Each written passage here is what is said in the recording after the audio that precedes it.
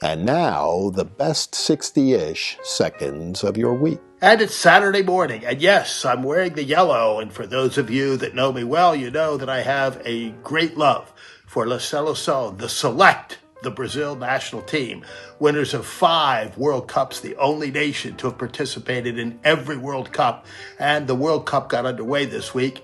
I'd be wearing the colors of the good old US of A, and I will be when they play, but unfortunately they played last night after we taped this, so I wasn't able to wear their colors.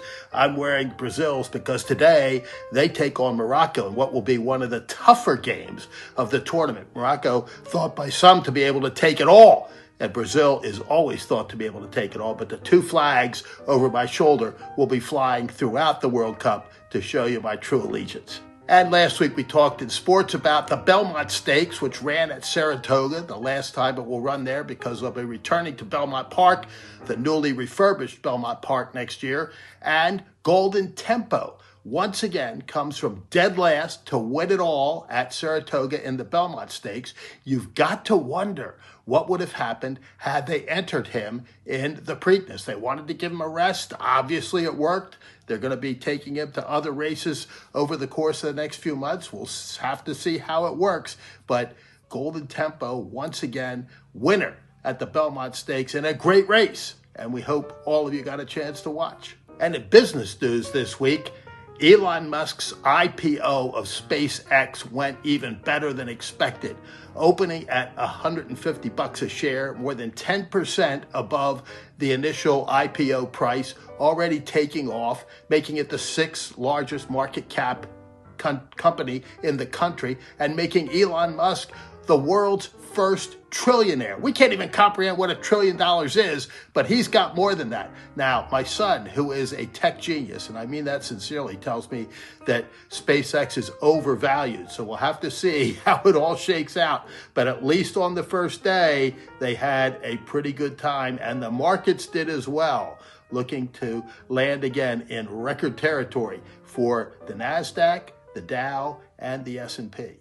And in a related story, kind of, sort of, I saw some data this week about these data centers that are going in around the country and the opposition locally to many of them, the old NIMBY, not in my backyard syndrome at work, but some other factors as well. And politically, some interesting, they call it cleavages, but maybe we can find a better word, because many Democrat constituent groups, most notably organized labor, are all for these things.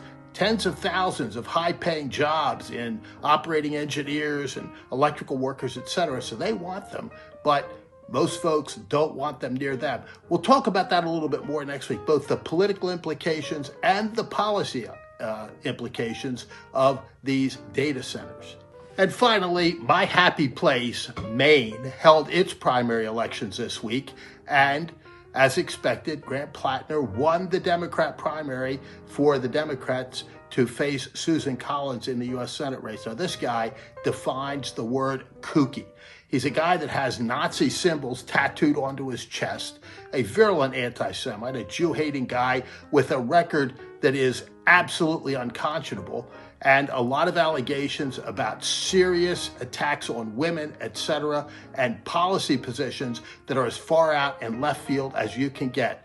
Susan Collins, a staid, moderate Republican, not the kind that I would necessarily be, but the kind that has to hold that seat in the Senate for the state of Maine in order to organize the Senate next year for the Republicans being in the majority. She has to win.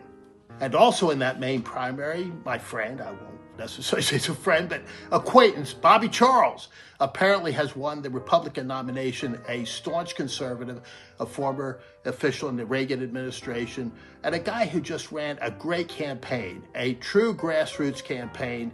He used social media at the most elemental levels to great effect, beating out one of the Bush family and these scions of big business and folks that were loaded with money, moderate Republicans. Bobby Charles, a true conservative, wins on the Republican side and has a good shot at becoming the next governor of Maine. And the former governor, Paul LePage, looks like he's going to go to Congress. He knocked out the Democrat incumbent who chose not to run after seeing polling data with LePage in it. LePage wins the primary. Look for him to win in November.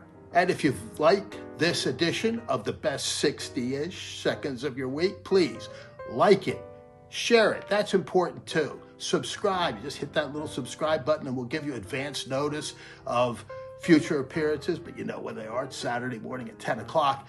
But it really helps us with those algorithms and building our audience, which we'd like to do. This already goes to a very, very wide audience. We'd like it to be even bigger. And with your help, it will be. Because for now, that is the best 60-ish seconds of your week.